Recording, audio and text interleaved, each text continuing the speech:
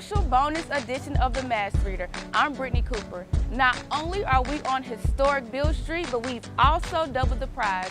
This week's winner will walk away with a $100 Amazon gift card. But first things first, this week's reader will be reading pages from the book Rainbow, a First Book of Pride by Michael Jean Hart. So take a look and listen and stick around after to hear a clue. Rainbows, our first book of pride. Rainbows.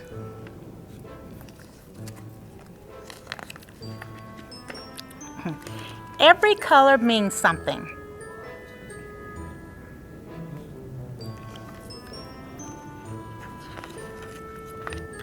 Red is life.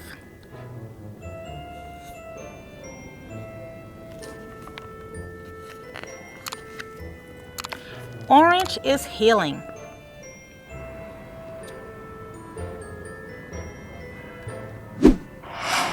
So, if that voice fully didn't register to you just now, maybe it has before while watching this renowned chef on the Food Network. If you're watching on our YouTube page, go to our website, memphislibrary.org, and tell us who you think it is. And if you're already there, well, you know the rest.